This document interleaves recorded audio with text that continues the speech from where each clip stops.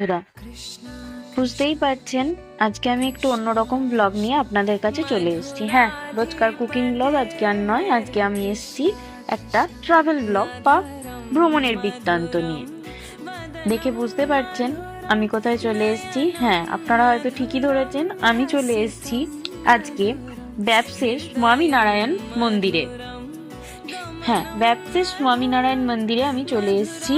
এটা রয়েছে ডায়মন্ড হারবার রোডের ঠিক ওপরে।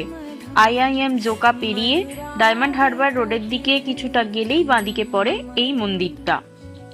অসম্ভব সুন্দর একটা মন্দির। হ্যাঁ, আজকে আমরা এসেছি সব ফ্যামিলি আর ফ্রেন্ডসদের নিয়ে।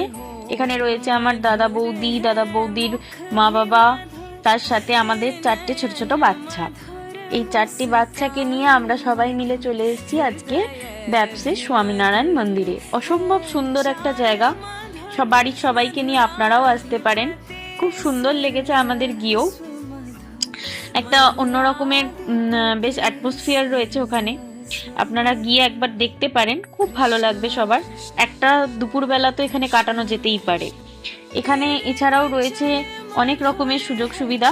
যেমন আপনারা গাড়ি নিয়ে এলে এখানে নিজস্ব পার্কিং আছে। 2 হুইলারদের জন্য রয়েছে 20 টাকার টিকিট, আর 4 হুইলারদের 50 টাকা টিকিট। ঠিক বললাম কিনা আমি ঠিক জানি না, শিওর নই, তবে এটাই হতে পারে। আর এন্ট্রি ফি সবার জন্য হচ্ছে ফ্রি করে দেওয়া হয়েছে, বাচ্চা ছোট বড় সবার জন্যই। মন্দিরের গর্ভগৃহে প্রবেশ করতে গেলে মোবাইল কভারের মধ্যে পুরে নিয়ে যেতে হবে, বা ওরা ওখানে প্লাস্টিকও দিচ্ছে। আর একটা ব্যাপার, দূর থেকে গেলে খাওয়ার চিন্তা আপনারা করবেন না, কারণ ওখানে ক্যান্টিনেরও সুবিধা আছে। এই যে দেখতে পাচ্ছেন মন্দিরটা, মন্দিরের গর্ভগৃহ এটাই। এছাড়াও এখানে আশেপাশে অনেক সুন্দর জায়গা আছে, বাচ্চাদের জন্য পার্কও করা আছে। যদি আপনারা বাচ্চা নিয়ে যান তাহলে সেখানটাও ঘুরলে ভাল লাগবে। এছাড়াও বসার জায়গা করা আছে, একটা বড় মাঠও করা আছে, সেখানেও আপনারা বসে অনেকটা সময় কাটাতে পারবেন। খুব সুন্দর একটা জায়গা, আমাদেরও গিয়ে ভীষণ ভালো লেগেছে।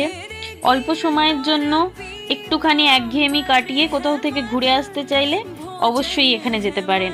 খুব সুন্দর একটা পরিবেশ। আবারও বলছি, ব্যাপসের এটা স্বামীনারায়ণ টেম্পল। টাটা, আবার দেখা হচ্ছে আমার নতুন ব্লগ নিয়ে।